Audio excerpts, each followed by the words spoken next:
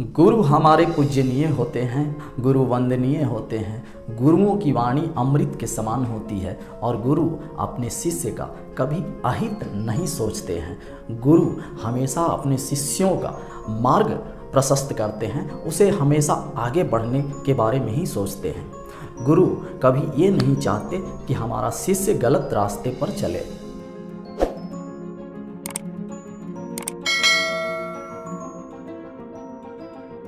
नमस्कार साथियों, मैं नीरज प्रकाश। स्वागत है आपका नीरज प्रकाश एजुकेशनल यूट्यूब चैनल पर। दोस्तों, मैं एक घटना आपसे शेयर करना चाहता हूं। जब एक शिक्षक बहुत सारे परीक्षार्थियों की परीक्षा ले रहे थे, सारे परीक्षार्थी क्लासरूम में बैठे हुए थे और शिक्षक परीक्षा शुरू होने से पहले बच्चों से बोलते हैं। और ये जो भी बच्चे थे, ये सब सीनियर क्लास के बच्चे थे।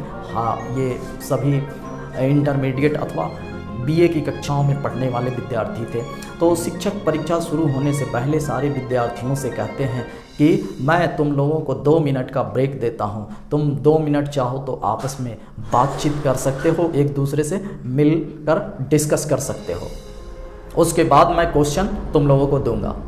तो सारे बच्चे इस ब्रेक का फ़ायदा उठाते हैं, एक दूसरे से बातचीत करते हैं। उसके बाद 2 मिनट का समय बीत जाता है। अब शिक्षक सभी परीक्षार्थियों के बीच प्रश्न पत्र को बांटते हैं। प्रश्न पत्र बांटने के बाद एग्ज़ाम जैसे ही शुरू होती है, तभी एक बच्चा उसमें से खड़े होकर कहता है, सर मेरी घड़ी चोरी हो गई है।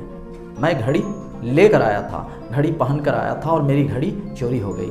अब शिक्षक सोचते हैं कि सारे बच्चों को आने के बाद एक भी बच्चा क्लासरूम से बाहर नहीं गया, अर्थात ये डेफिनेट है कि कोई ना कोई बच्चा इसकी घड़ी क्लासरूम में ही चोरी की है। एक महंगी सी घड़ी जो कि क्लासरूम के बच्चों में किसी बच्चे ने चुराई है। शिक्षक क्या करते हैं, क्लासरूम का गेट बंद कर देते हैं, दरवाजे को लॉक कर देते हैं और कहते हैं कोई भी बच्चा बाहर नहीं जाएगा और मैं सभी बच्चों के पॉकेट को एक एक करके चेक करूंगा, देखता हूं कि किसके पास ये घड़ी है और जिसके पास से ये घड़ी निकलेगी मैं तुम्हें लौटा दूंगा।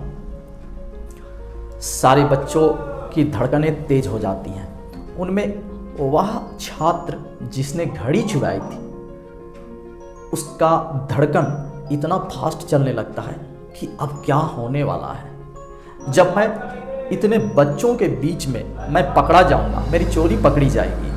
अब मुझसे ये बेइज्जती बर्दाश्त नहीं होगी। नहीं, ऐसा नहीं हो सकता। मुझे सुसाइड करना होगा। मैं अब जी नहीं सकता हूँ। मैं जी कर क्या करूँगा।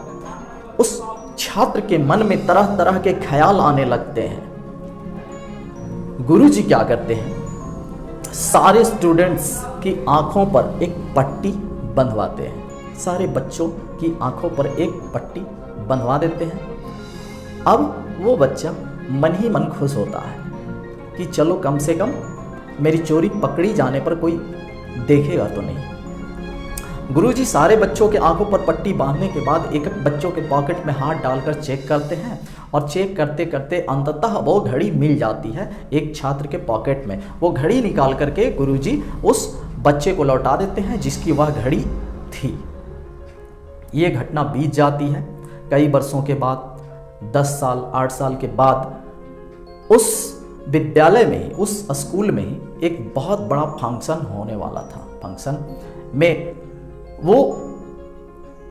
इस फंक्शन से पहले मैं एक बात और बता दूं कि वो जिस विद्यार्थी की चोरी पकड़ी गई थी और किसी को पता तक नहीं चल पाया था कि घड़ी किसने चुराई, वो बच्चा जिसके मन में सुसाइड जैसी बातें भी आ रही थी कि मैं सुसाइड कर लूँगा, अब उसके मन से वो सारी जो भी गलत विचार थे वो सब निकल चुके थे कि गुरुजी के बारे में उसके मन में बहुत श्रद्धा जाग चुकी थी कि गुरुजी कितने महान हैं, कितने श्रेष्ठ हैं। और वो इस आत्मग्लानि से इतना भर जाता है कि वो मन में ठान लेता है कि अब मैं इतनी मेहनत करूँगा, इतनी लगन के साथ पढ़ाई करूँगा कि मैं कुछ बनकर दिखाऊँगा।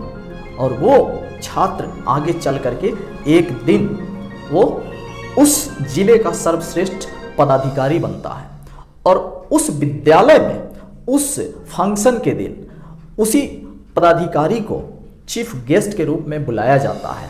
लेकिन ये बात गुरुजी को नहीं पता थी, किसी को नहीं पता थी कि ये उसी विद्यालय का विद्यार्थी है। जब वो चीफ गेस्ट के रूप में वो पदाधिकारी आते हैं तो वो उस गुरुजी के चरणों में चरण स्पर्श करते हैं और बोलते हैं कि गुरुजी क्या आपने मुझे पहचाना?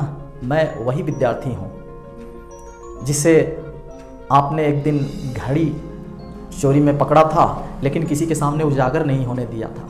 ये ज़िंदगी आपकी दी हुई है, नहीं तो मैं उस दिन सुसाइड कर लेता, और आपके इस तरीके के कारण ही मैं आज यहाँ जिंदा हूँ और इस पद पर आसीन हूँ। गुरुजी, इसमें आप ही की कृपा है। गुरुजी बोलते हैं, ओ तुम ही विद्यार्थी थे। तो फिर छात्र बोलता है, क्या आप मुझे पहचान नहीं रहे हैं? तो गुरुजी बोलते हैं, मैं पहचानूंगा कैसे?